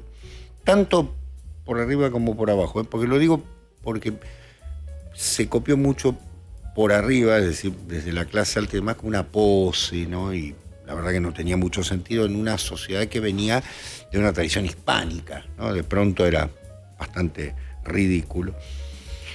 Paul Verlaine le envía a Anatole Bayou una carta que acá está citada, justamente al periódico Los Decadentes, en la que dice lo siguiente, fíjense cómo lo define, dice: decadentismo es una palabra de genio, un invento gracioso a ser recordado por la posteridad. Este barbarismo, en efecto, es una poderosa bandera. Es corto, cómodo, handy, a la mano. Y sobre todo aleja precisamente la idea humillante de degradación. Suena literario sin pedantería. Hace ruido ahora y hará mella en la historia. Tengan ustedes la certeza. Esto había escrito, pero en un poquito lo cita Verlaine, había escrito Bayou. Y entonces Verlaine dice: el segmento subrayado establece claramente, según creo, lo que entendemos por decadentismo, a saber, una literatura esplendorosa para un tiempo de ruina, que no marcha al paso de la época, sino a contramano, o reverse, ¿no? Con insurgencia, reaccionando por lo delicado, lo elevado, lo refinado, si ustedes quieren, de sus tendencias, contra la llaneza y la infamia literarias y de otro tipo, ambientales, y esto sin ningún exclusivismo y con toda la fraternidad del mundo. Justamente porque dentro de los manifiestos una de las ideas era, bien, ya no se pueden determinadas cosas, no se puede la aristocracia que se había tenido en determinado momento, entonces ahora vayamos por el campo final, ¿no? Es decir, muchos de ellos terminaron en el anarquismo, ¿no? El príncipe Kropotkin, por ejemplo, ¿no? Es decir, se volvieron directamente anarquistas porque decían, si esto es lo que va a perdurar, si esto es lo que se va a imponer, mejor hagamos, ¿no? Sí. ¿Cómo decirlo? Leña de este árbol inmediatamente, condesa. No, y también aparece, lo que lo hemos hablado varias veces, esta transformación de la aristocracia en burguesía, porque Baudelaire venía de una familia aristócrata. Pero claro, de venida hamburguesa, entonces él Totalmente. se escapa y deja todas sus riquezas y se va a hacer un dandy. Bueno, aparece la figura del flaner y demás. Bueno, lo conversábamos con el procónsul cuando veníamos. Voy a tomar un poquito de agua. Disculpen ustedes, ¿eh? Porque Proust, justamente, que vive la Belle Époque y el fin de y demás, cuando habla de en el último tomo, en El tiempo recobrado, de En busca del tiempo perdido, el horror que ve, ¿cuál es? Es que los burgueses son ahora los nobles, ¿no? Claro. Entonces, Madame de Verdurin, que es, bueno, Dios mío, el mal gusto en persona, muerta la duquesa de Guermantes, que es el pasado heroico de Francia y demás, la reemplaza, es decir, se casa con el duque de Guermantes. O sea, el duque de Guermantes termina casándose con Madame de Verdurin, que es una burguesa riquísima, millonaria y demás, y él, bueno, es un noble, con todo el antepasado, pero todo eso ya está terminado, ¿no? Claro. Es decir, el horror de ver cómo aquello que había sido un tiempo de grandeza, ¿no? Y entiéndase que no pasa por una cosa de, bueno, buen gusto, ¿no? Como los all rich, entonces ahora vienen estos burgueses son medios grasas, sino que es un nivel más simbólico. Son ellos mismos los Ulrich, ¿no? Claro, un nivel simbólico que ¿qué tiene que ver? Tiene que ver con la materia puesta a disposición de la trascendencia. Exactamente. Y no al revés, la burguesía va a hacer todo lo contrario. Exacto. Incluso no solo la va a reemplazar, sino que va a terminar por destruirla. Exacto. Entonces, cuando se habla de esta diferencia, es eso, la noción de la materia y de la vida material puesta en función de. Cuando eso se trastoca, aparece esta burguesía que es la parodia de eso, ¿no? Totalmente. Por eso uno Y puede la ignorancia. decir, un Rimbaud es un aristócrata. Claro. ¿no? Estamos hablando de un Baudelaire, es un aristócrata, Claro. aunque si bien venía de una familia de más, no importa, no es eso de lo que estamos hablando, sino específicamente de ese espíritu elevado en torno de justamente el arte está al servicio de la trascendencia. Bueno, Florencia.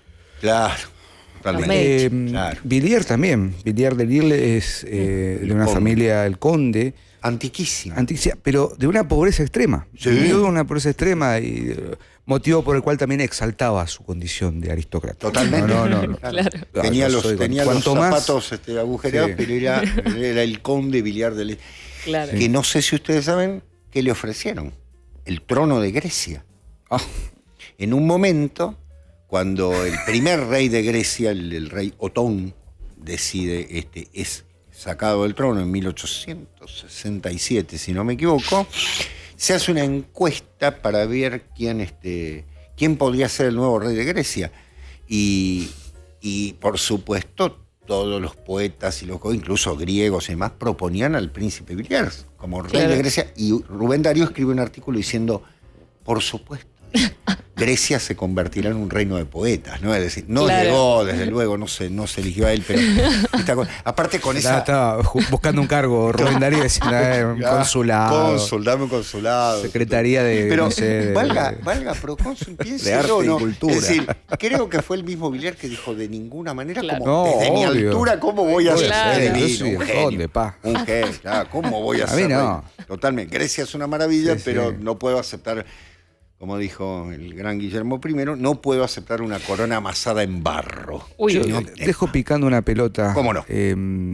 Esa literatura ya más cercana al siglo XX que repone ese pasado glorioso de la aristocracia. Pienso en El gato pardo, Sí. Bueno, pienso en El giardino de Finzi Contini, Sí, hermoso. bueno, Bassani. Bassani, de algún modo, ya muy posterior, pero está también esa cosa en el regreso a Brideshead de Evelyn Waugh. Sí, Y había otra más que estaba pensando, no me voy a acordar ahora, bueno, pero... la de Salvatore Sata. Salvatore ¿no? Sata, ahí El está. Giudizio final. El juicio final. Ujú. O el día del juicio. Esa, la- A ver, Giorno del giudizio es o sí, el giudizio. creo que Sí, es el sí, día del el juicio. día del juicio. El No, juicio la final es de magnífica. Papini. Es verdad. Bien, muy bien. Bueno, ¿Vamos creo a que corte? tenemos que... Se han ido todos. Sí. No quedó nada. No, está Homerito ¿cómo que ahí. no? Homero está ahí, refugiado. ¿no? Homero no se fue. No. Bien, creo que Homero está Ahí haciendo está Homero, artesanías. ¿No? Homero Lo sí, lo pusimos a trabajar, pobre. multitasqueando. Sí, qué multitasking. grande, Homero es un Homeros. genio, qué grande. Está colaborando con algo que Sí, ¿no es cierto? claro. O sea, tendrá su lugar. Bien, Homero, es usted el dueño. Estos jamelgos se escaparán si usted no los toma de las riendas, así que todo suyo. Reporte Minoritario. Todos los lunes de 15 a 17 horas. Por Vorterix. Y no te olvides. Como decimos en Reporte Minoritario, un libro para gobernar a todos. Lunes de 15 a 17. En Vorterix.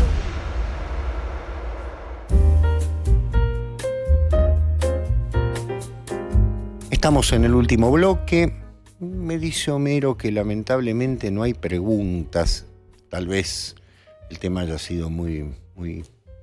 Se fueron a tomar absenta nuestros Sí, oyentes. me parece que se fueron a tomar Está todo acción. perdido. Pero bueno, a veces mucho de esto, yo lo entiendo.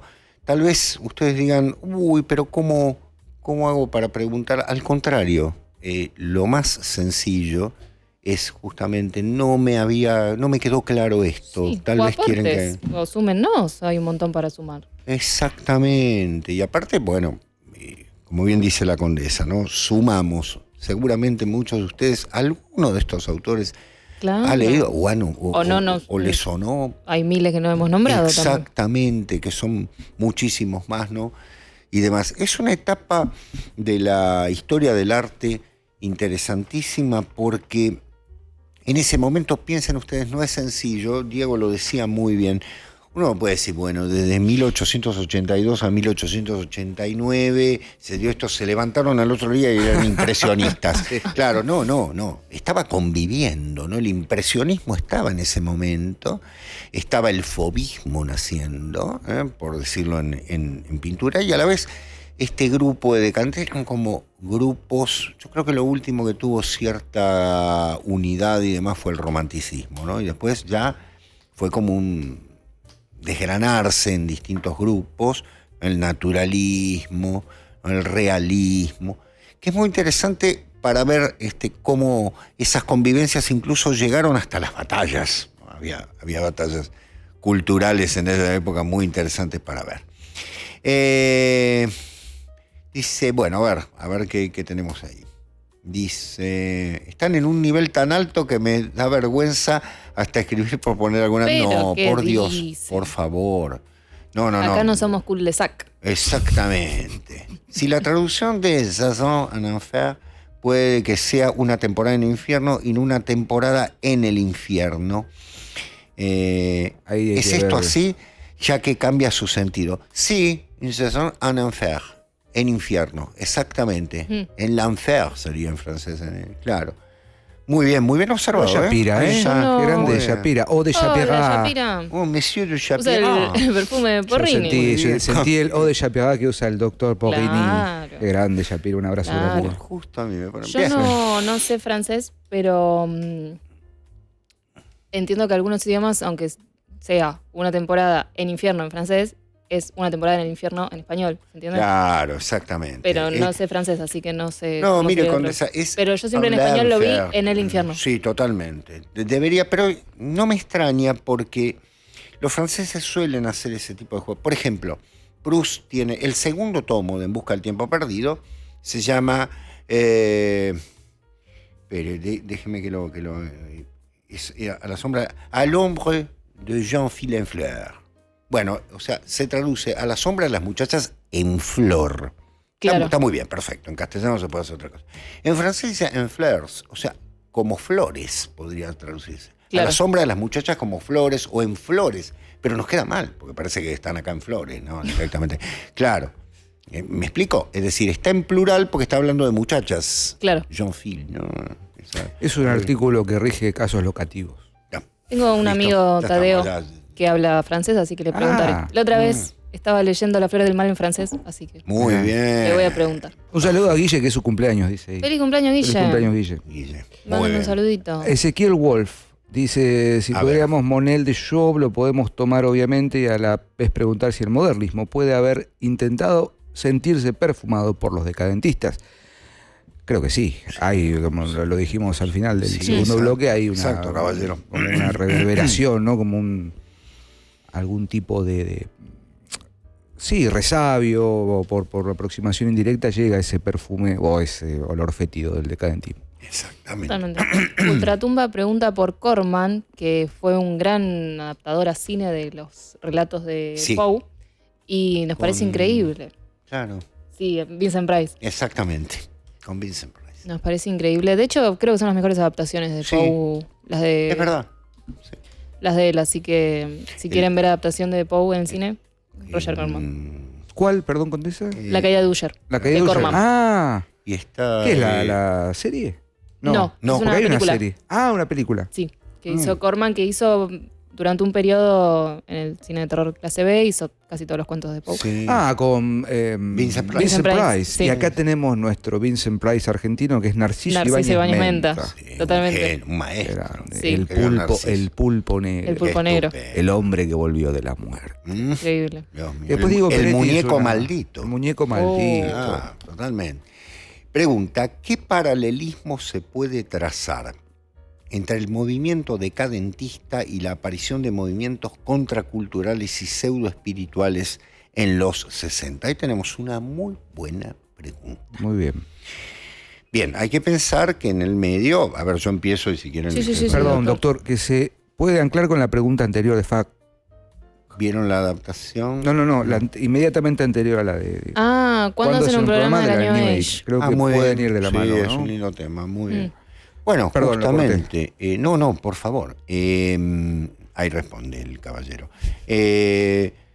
Justamente, yo creo que ahí lo que imperó fue las vanguardias. Es decir, las vanguardias, si lo hablamos desde un punto de vista estético, ¿no? La vanguardia, al destruir toda concepción de belleza, ¿no? Y entrar en un feísmo o en el arte específicamente, cualquier cosa es arte y demás, se permitió una liberación, ¿no? Sin ningún tipo de parámetro. Bueno, lo que ocurre en los años 60 y demás como contracultura, en realidad, yo me permito, discúlpenme, voy a ser incorrecto totalmente, pero me permito decirlo, es algo programado. Es algo programado, o sea, se llevó a la juventud a eso, preparándola para, ¿no? Es decir, Woodstock no sale de una planta, estaba todo absolutamente preparado para eso. Había que llevarla a un determinado camino que era justamente el del vaciamiento total. Sí, Sí, también cito de vuelta la charla de Pinkler que cité antes en el canal de Alejandro, porque justo habla de esto que es muy interesante. Una cosa es la vamos a decir, contra religión, dicho burdamente, o contra tradición, y otra cosa es la antitradición, que viene más del movimiento espiritista y demás. Lo que aparece tal vez en el arte más moderno es la contratradición, que es una negación de la misma, no es un reemplazo. Exacto. Entonces, es, entre comillas, estoy citando a Pinkler, menos preocupante, porque es como, bueno, una negación. Está Claro. bien, lo quieren negar, Tiene nieganlo. razón, muy bien. Lo anti-tradición Claro. es el problema que hablábamos de los 70s, Ujú. que es, bueno, este Dios no, esto es Dios, Claro, ¿no? De exactamente. hecho, si ven Misión Imposible, la última, esta IA se llama Anti-God. Sí. Claro, Entonces, es como, este no, este sí. exactamente. Vamos a ponerlo. Claro, entonces lo contracultural que aparece tal vez en esos momentos de los 60, qué sé yo, como, Claro, el tema es que Es una fiestita de momento. es una fiestita de momento. Mm. Lo que Ojo, viene después es claro. el antidios. Claro, Es que exacto. después viene Cielo Drive en el 69. Claro, en el ¿no? 70. Claro, en los sí, 70. Sí, en los Sí, sí, 70. sí, sí, sí. Eso está muy bien, con reservas, ¿no? Por supuesto, ya hemos hablado de esto en Videorec. Vayan Sí. a ver Videorec. El último Sí. está muy bueno con Demian Sí, Rugna, por con cierto. Demian Rugna. Magnífico ese. Bueno, en fin, véanlo que está buenísimo. Sí. Decíamos ahí, hablamos de Tarantino y de Érase una vez en Hollywood, ¿no? Que ahí están, de algún modo también expresado ese resultante de los 60, ¿no? Sobre todo con el final del epílogo de la película. ¿Qué hubiese pasado si, ¿no? Sí. Estos muchachitos Sí. afectos a las sustancias y demás hubiesen entrado a otra casa que no era la de Sharon Tate, Ujú. ¿no? ¿Qué hubiese pasado? Ahí tenés, ¿no? Todas las sectas posteriores en los 70, en los 80, etc. La falta de centro de emanación antitradicional es el problema. Claro. Exactamente. Exactamente. Bueno, ahí están preguntando, por ejemplo, María dice, ¿por qué incluyen a la antroposofía y Rudolf Steiner dentro de los tergiversadores de la tradición? Tengo muchos motivos para ponerlo adentro. Tengo muchos. Si tiene tiempo, se Borrelli lo está digo. tomando distancia. Bueno, a ver, es un producto de todo lo que veníamos nombrando del siglo XIX y una especie de melange de elementos, de mezcla de elementos de lo anterior, como Se lo viene, es, como por lo es, ahí. sí, se viene, como lo es la New Age, ¿no es cierto? Sí. Que a algunos les haya hecho, en algunos haya despertado cierta conciencia o demás, bueno, también la despertaron, por supuesto, los movimientos estudiantiles de los años 60, ¿no? Pero no llevando a nada superior. No hay nada superior detrás de eso, hay una moral, eso es lo terrible. Y en el caso de los 60 hay una, como bien decía la condesa, estuvo muy bien eso, contracultural, o contratradicional, pero no antitradicional. O sea, es un lavado de una demostración. ¿En qué termina todo esto? Es lo que quiero decir. Termina en vender cuadros para un museo, ¿no? Sí. Si hablamos de la pintura. Sí, siempre O sea, hablando de lo artístico, ¿no? Exactamente. Bien, no sé si hay alguna más. Experimentos sociales, sí, por supuesto. Edouard Juret. Bien. Se viene, ahora sí se viene. No.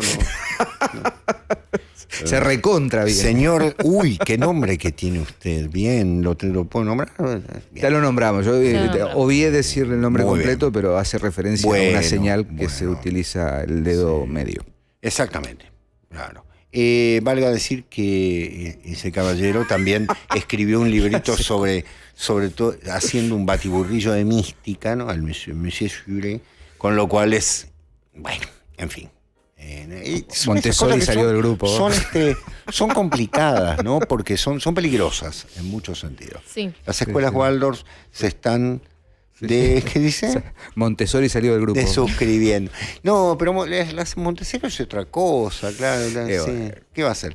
No, por eso digo, hay un aspecto que puede ser positivo, el de ese tipo de educación, y además igualmente es una educación muy restringida, pero los grandes iniciados, muy bien. Uy, Dios santo, sí, caballero, muy bien al recordarlo, claro.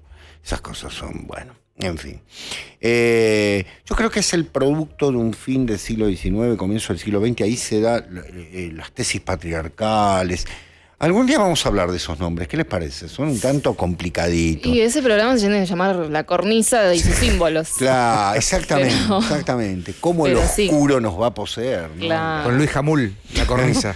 Con Luis Uy, Jamul. Dios.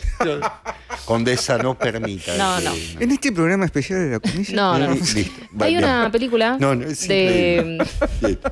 Hay una película que recomiendo, ya que estamos hablando de franceses, de Chabrol, que se llama Jean-Claude Chabrol. La Ceremonia, Ajá. que es muy interesante para todo esto que estamos hablando, es muy gráfica en ese sentido, muy gráfica, quiero decir, está como Perfecto. de lleno Claro. este tema.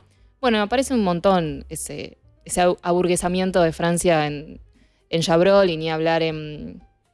¿Cómo se llama este muchacho de...? Se me fue el nombre, el de Los Olvidados. Bueno, perdón, un clásico. Buñuel, perdón. En su periodo francés, porque filmó en México y demás. Y la ceremonia, y la festejan en el chat, es de una familia burguesa que contrata a una mujer para que sea ayude en la casa, empleada doméstica, vamos a Correcto, decir, una pero empleada cama doméstica. adentro. Ah, correcto. Y tiene el conflicto gira en torno a que le dejan notas con cosas para hacer y ella es analfabeta. Y no se los dijo, porque si no, no lo hubiesen contratado. Y tiene toda una vuelta de tuerca bastante violenta a los Chabrol, muy interesante. Y en tanto hablábamos de Baudelaire, hay un escrito de Baudelaire que se llama El Salón, que habla de ese salón que reemplaza a los círculos de aristócratas o a los grandes juntes intelectuales y ahora se convirtió en un salón burgués, Claro. ¿no?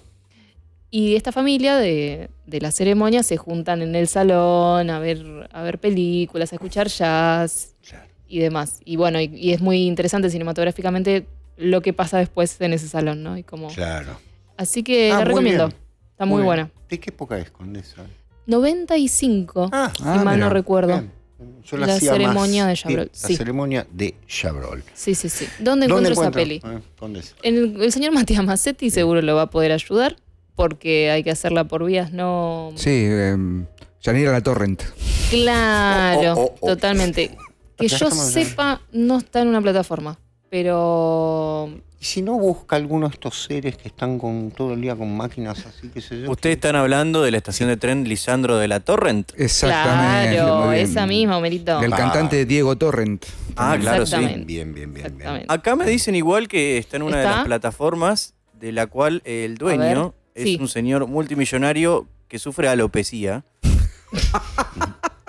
Así que yo creo que ya deben saber cuál es. Que hace envíos también. No acá en Argentina, pero... Ah. Sí, en esa. Sí. En Le la gusta mucho la Amazonas. selva de La Amazonas. brasileña. Claro, el la zona- jefe que manda besos. Es- Claro. Ah, muy bien.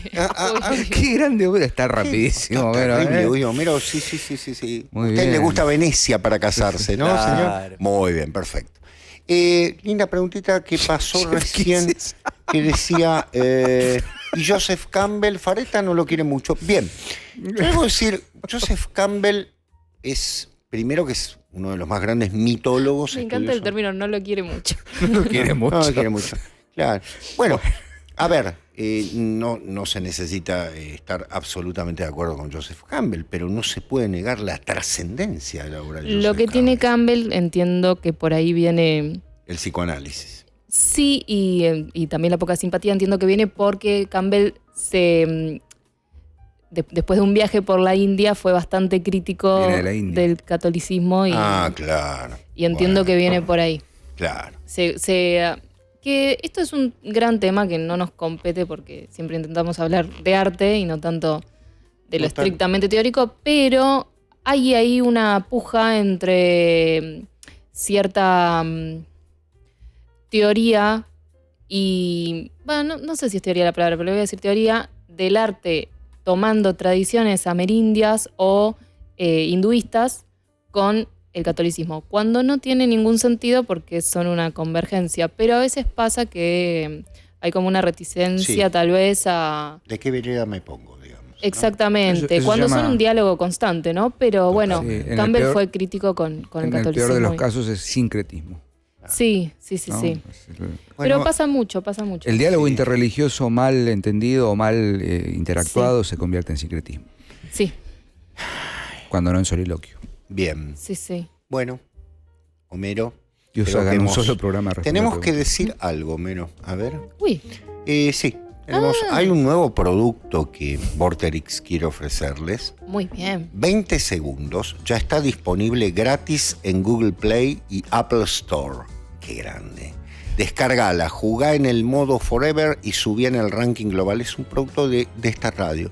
Atentos, porque quien esté en el número 1 en el ranking el 19 de septiembre, que es un día sagrado, se lleva una PlayStation 5 Pro y un año de PlayStation Plus Premium con acceso a más de 300 juegos. ¿Qué esperás? Bájate 20 segundos, jugá ahora y que la Play 5 Pro sea tuya. ¿Qué tal? ¿Ustedes se imaginaban esto? Ah. ¿Se imaginaban esto? Bueno, y aparte hay un segundo premio que es una semana en una habitación encerrado conmigo hablando de los En decadentes. Claro. Y bueno, ese Háblame segundo como premio es un muchachas francesas. castigo, ¿no? Claro, exactamente. ¿No es cierto? Claro. Aclaramos que el 19 de septiembre, que es el día, El día en el de que San tenés que Genaro. quedar número 1, es un día sagrado porque es el cumpleaños del Dr. Porrini. Exactamente. Sí, totalmente. Es Sí, decir, ahí paso. así que acuérdense. Creo que voy a la mayoría de edad. Bien. Acuérdense de la app y del cumpleaños del Totalmente. doctor. Bueno, venta del próximo programa. ¿Qué tenemos Sí. en el próximo? Condesa. Tengo Condesa. película. Epa, venga, meta. Que Ah, ya es hora así. de tratarlo. Con ese Perfecto, tema. se sí, acabó. sí, sí, sí. Se viene. Se viene. Se viene. Sí, sí. Listo. Nos levantan el Ahí programa. está, la Vamos. condesa, vamos. Vamos a hablar de lo apolíneo y lo dionisíaco. Vamos. Ay. Temazo. Ah, Apolo y Bien. Dioniso. Bien. Y vamos a ver Sisters de De Palma. Eso, por fin. Bueno, Ahí muy está. bien. Perfecto. Venía pidiendo pista hace Sisters, rato de perfecto. Palma. Sí. De hecho, lo dijimos, bien. en nuestra expresión de decir, hay que dedicarle un programa a De Palma. Totalmente. Exactamente. Así que bueno, van a ver esta película. Tenemos bien. dos hermanas, una un poco uno, una un poco lo otro. Ujú. Así que vamos Como a los hablar hijos de Macialino. de... Perdón. Sí. Ahí está. Sí, empecé a hacer lío. Dale, Correcto. Cornicero. Correcto. Cornicero viejo nomás. Cornicero viejo nomás. Cornicero, me dice. Es increíble cómo destroza el castellano. No. Cornicero, Perdón, me encantó. cornicero viejo. Cornicero, bien. Bueno, Apolo y Dioniso. Muy bien, ese es el nuevo tema. Vamos el lunes que viene con ello. Tenemos la película Sisters Sisters de Palma. de Palma, muy bien. Y bueno, para finalizar este programa sobre la decadencia, les recordamos que tratamos de colaborar para que no entremos en esas etapas. Esperamos que siempre se vivan las etapas doradas, pero tenemos que ser lo suficientemente sabios para darnos cuenta cuando se empieza a cerrar el telón y como el payaso no llorar en escena. Nos vemos la semana que viene.